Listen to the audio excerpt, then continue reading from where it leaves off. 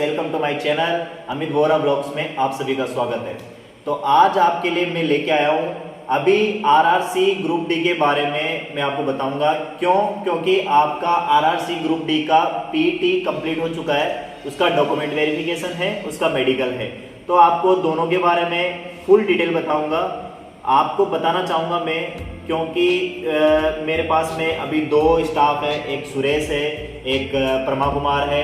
ये दोनों हेल्पर से अभी टेक्नीशियन बने हैं। एक टेक्नीशियन बना है और एक का टेक्नीशियन आया था, उसने कैंसिल कर दिया है। तो मैं आपको एक और चीज़ बताना चाहूँगा कि मैं रेलवे में जूनियर इंजीनियर हूँ, ट्रैक मशीन डिपार्टमेंट के अंदर हूँ। और आपका जो आरआरसी ग्रुप डी का जो वैकेंसी में एक पोस्ट होता है जिसका नाम है ट्रैक मशीन असिस्टेंट। तो जो अभी इसका नाम चेंज कर दिया है और इसका पहले जो नाम था वो हेल्पर था, अभी इसको ट्रैक मशीन असिस्टेंट बोलते हैं। ये हेल्पर की पोस्ट है, आरआरसी ग्रुप डी की ही पोस्ट है, 1800 पे ग्रेड की ही पोस्ट है जो आप अभी आने वाले हो। तो मैं आपको अब इसके बारे में एक फुल डिटेल दूंगा और मैं नहीं, मेरा दोनों स्टाफ है, ये दोनों स्टाफ आपको बताएंगे कैसे इनका डीवी हुआ है, कैसे मेडिकल हुआ है। मैं इनसे पूछूंगा, ये आंसर देंगे, आपका सारे सवालों का जवाब देंगे। ठीक है, तो जो भी आपका क्वेरीज है वो आप कमेंट बॉक्स में आप मुझसे पूछ सकते हो। तो परमा कुमार आपको बताएंगे कि डीवी में क्या क्या हुआ था, बताइए परमा। डीवी के लिए सबसे पहले आपको कॉल लेटर जाएगा बोर्ड की तरफ से। बोर्ड आपको कॉल लेटर जैसे भेजेगा उसमें सब क्या क्या लगेगा वो मांग करेगा विशेष कर। और उसमें सबसे पहले आपका 10th लेवल का जॉब है तो 10th का सभी सर्टिफिकेट होना चाहिए, जैसे मार्कशीट हो गया, मूल प्रमाण पत्र हो गया और HLC हो गया, जैसे विद्यालय प्रत्याग पत्र हो गया, आचरण प्रत्याग पत्र हो गया।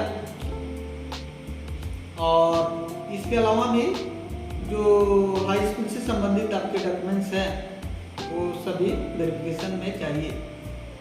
ठीक है, तो आपको मैं बताना चाहूँगा, इनका कहने का मतलब ऐसा है कि आपका 10th की मार्कशीट हो गया, 10th का बोर्ड सर्टिफिकेट हो गया। अब आपको बोर्ड सर्टिफिकेट में क्या है वो मैं बता देता हूँ। बोर्ड सर्टिफिकेट में आपका हिंदी, इंग्लिश, मैथ, संस्कृत, जो भी आपका 10th का जो सब्जेक्ट है वो लिखा रहता है, वो सर्टिफिकेट होता है।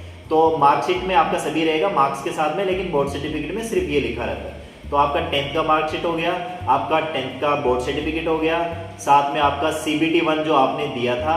तो CBT 1 में जो कोलेटर आता है, हाफ कोलेटर आपको रिटर्न देता है, तो हाँ वो लेके आना है। ठीक है, उसके बाद में आपका पीटी में जाते हो तो पीटी में भी आपको एक कोलेटर देता है, तो हाफ वो रख लेते हैं, हाफ आपको रिटर्न करते हैं, तो वो आपको लेके जाना है।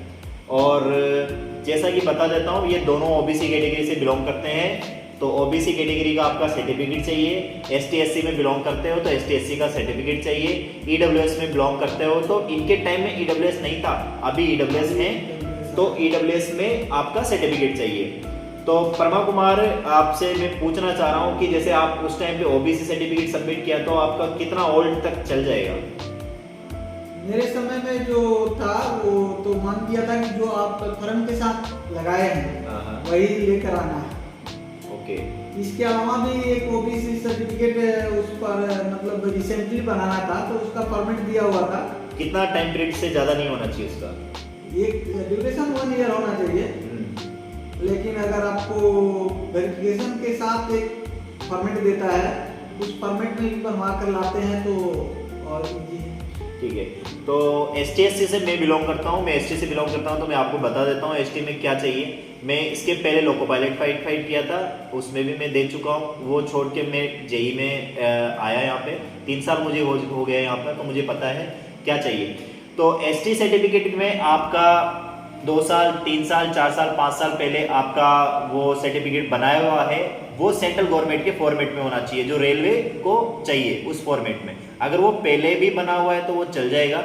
अगर आपका नहीं बना हुआ है तो आपका लेटेस्ट जो फॉर्मेट है सेम सेंट्रल गवर्नमेंट का, उसको आप SDM से अटेस्टेड करवा के आप उसको बना के लेके जा सकते हो। तो ST का SC का सेम है। उसके बाद मैं आपको EWS के बारे में बताना चाहूँगा। EWS में ऐसा सिस्टम है कि उस टाइम पे EWS नहीं था, अभी EWS है। तो EWS का जो सर्टिफिकेट में रूल है वो है कि 8 लाख रुपए से कम जिसकी फैमिली इनकम है वो EWS में आता है। और EWS में कौन आएगा? जिसका EWS से सिलेक्शन हो रखा है, जो एप्लीकेशन फॉर्म में आपने EWS मेंशन कर रखा है। हाँ, तो उस टाइम पे आपने मेंशन किया है तो आपको EWS कंपलसरी चाहिए वहाँ पे, अदरवाइज आपको रेलवे में ज्वाइनिंग नहीं मिलेगी। ऐसा तो इसमें ऐसा सिस्टम है कि आपको EWS फॉर्मेट चाहिए। अब मैं EWS में जो आपको किस तरह से बनेगा, तो वो आपका गांव का जो भी मतलब पटवारी वगैरह होगा उससे आपको लिखा के लेके जाना पड़ेगा। उस एक एप्लीकेशन देके उसमें जाके आप SDM से, तहसीलदार से, किसी भी ऑफिसर से रेलवे के फॉर्मेट में आपको EWS चाहिए। अब मैं आपको सुरेश से पूछना चाहूँगा कि इनका जो उस टाइम पे ज्वाइनिंग के टाइम पे जो DV हुआ था उसमें क्या प्रोसीजर था, आप बताइए। हेलो सर, उस समय सर जब मेरा ज्वाइनिंग हुआ था तो उस समय हाई स्कूल का मार्कशीट लगा था, जात प्रमाण पत्र लगा था, फोटो लगा था। इसके बाद जो है वेरिफिकेशन हुआ। वेरिफिकेशन के बाद मेरा मेडिकल हुआ। मेडिकल में मतलब आप कैसे DV में पहले तो मुझे ये बताओ कि आप DV में आपको कितना टाइम लगा? DV में सर 1 दिन में मेरा फर्स्ट डे में DV हो गया। फर्स्ट जैसे हुआ उसके बाद में आपका मेडिकल हुआ, तो मेडिकल दूसरे दिन हुआ या उसी दिन हो गया? मेडिकल के लिए हमको रोका था करीब 2 दिन रुक जाइए। अच्छा। तो मेडिकल के लिए हम 2 दिन रुके थे। मेडिकल 2 दिन में बाद मेरा हुआ फर्स्ट शुगर टेस्ट हुआ। शुगर टेस्ट के बाद जो है ECG हुआ। ECG के बाद ECG में मेरा थोड़ा फिटनेस नहीं सही आया, मास में, तो हमको पेरम्बूर भेजा ICU में। तो वहाँ कंप्यूटर से जांच हुआ, कंप्यूटर में हम फिट हुए। फिर वहाँ से फिर मास में मेरा एक्सरे हुआ, मास में ही मेरा सारा परमिट हुआ। ओके। तो ये इन्होंने जिस तरह से बताया कि चेन्नई डिवीजन में इनका मेडिकल हुआ था और ECG इनका फिट नहीं था, तो अदर हॉस्पिटल में रेफर किया, वहाँ पर इनको दोबारा चेकअप किया तो वहाँ फिट हो गए। उसके बाद में इनको फिट कर दिया गया मेडिकल के अंदर। ठीक है, उसके बाद में आपको आई टेस्ट के लिए भेजा गया। किस तरह से आपका आई टेस्ट हुआ, बताइए।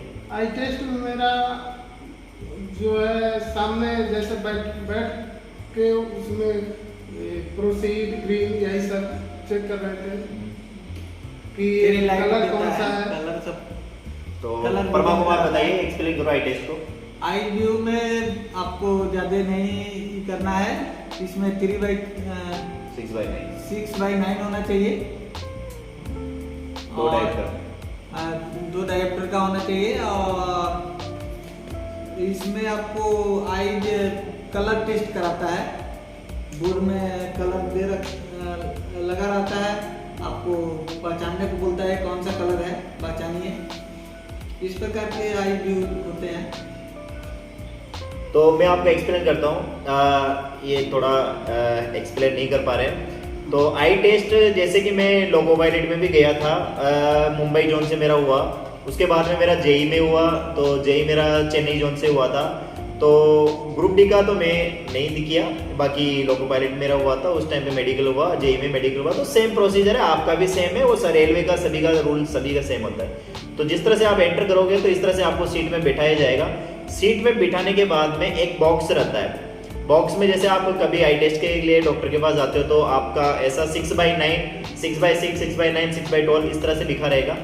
तो आपका जो मैक्सिमम कैटेगरी है, मैक्सिमम कैटेगरी का मतलब आप मैक्सिमम आई टेस्ट में फिट हो, वो RRC ग्रुप डी के लिए A3 कैटेगरी मान्य है। और आपका लोवेस्ट जो कैटेगरी है, जिसमें मतलब आपका बिल्कुल आप आई टेस्ट में फिट नहीं हो, उसको आप लोवेस्ट कैटेगरी के अंदर आप मान लो, तो वो आपका कैटेगरी है C1।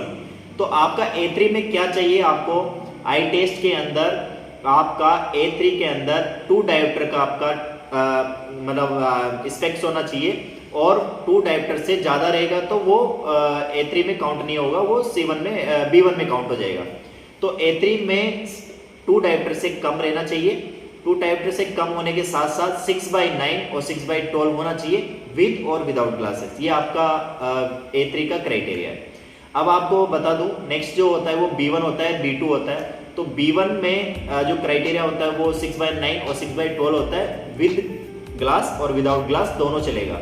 4 डायोप्टर का आपका होना चाहिए, 4 डायोप्टर का आपका एलिजिबल है। उसके बाद में आपका C1 कैटेगरी के अंदर होगा तो C1 में आपका 4 से ऊपर भी चलेगा और आप कलर ब्लाइंडनेस है तो भी चलेगा।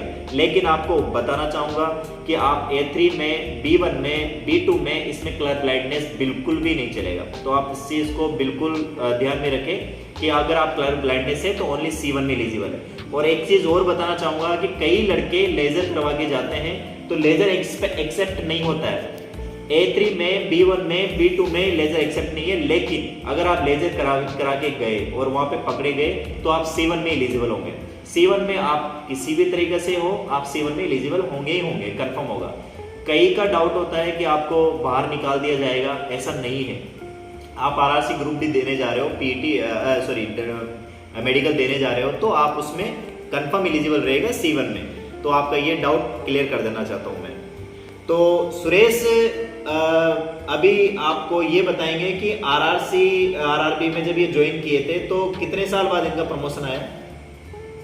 मेरा जब ज्वाइनिंग हुआ 2 जुलाई 2018 में, ठीक 4 साल के अंदर मेरा टेक्नीशियन थर्ड आ गया। ठीक है, तो इन्होंने अभी टेक्नीशियन थर्ड नहीं लिया है। इसका रीज़न ये है कि उनको म्यूचुअल मिला हुआ है तो वहाँ पे जा सकते हैं। परमा कुमार आपको ये बताएंगे कि कितने साल बाद इनका प्रमोशन आया और अभी ये लेटेस्ट GDCA भी देने गए हैं तो वो कब गए थे? ऐसी GDC तो आप ज्वाइनिंग के तुरंत बाद जाकर दे सकते हैं। 2 दिन भी ज्वाइन हुआ रहेगा, GDC का वैकेंसी आया है तो आप कर सकते हैं। LDC के लिए क्राइटेरिया है, पहले 3 साल का था, अब 2 साल कर दिया है। ज्वाइनिंग से 2 साल का होना चाहिए गैप। तो अभी लेटेस्ट पेपर दिया है, पेपर दे के जरूर आया, ये केवी का पेपर दिया। तो ये सभी आपको DV मेडिकल की जानकारी में आपको बता दूं। अभी ये दोनों थोड़ा हेजिटेशन हो रही है इसलिए बता नहीं पा रहे हैं, लेकिन मैं आपको फुल इन्फॉर्मेशन आपको मिली है। इसके अलावा आपको एक्स्ट्रा कुछ भी नहीं चाहिए, ना DV में चाहिए ना मेडिकल में चाहिए। तो आप डरने की कोई बात नहीं है। DV बहुत इजी होगा क्योंकि 10th लेवल का एग्जाम है और मेडिकल भी बहुत इजी होगा क्योंकि लोको पायलट और JEE जैसा कोई एग्जाम नहीं है। आराम से आपका सिलेक्शन कर दिया जाएगा और इजीली आपको इसमें ले लिया जाएगा। तो आप एक चीज़ दिमाग से निकाल दो कि आपको रेलवे से, ग्रुप D से जो आप मेडिकल में जाओगे उसमें बाहर निकाल दिया जाओगे। आप C1 में फिट हो, आपके मार्क्स अच्छे हैं तो आपको कोई प्रॉब्लम करने की कोई बात नहीं है। तो थैंक यू सो मच। आपके लिए DV मेडिकल की ये जानकारी थी, ये पूरी कंप्लीट इन्फॉर्मेशन है। तो मैं आपको धन्यवाद देना चाहूँगा कि आप मेरा वीडियो आप देख रहे हो। तो आप इस चैनल को लाइक कीजिए, सब्सक्राइब कीजिए और शेयर कीजिए और बने रहिए हमारे साथ में। Thank you.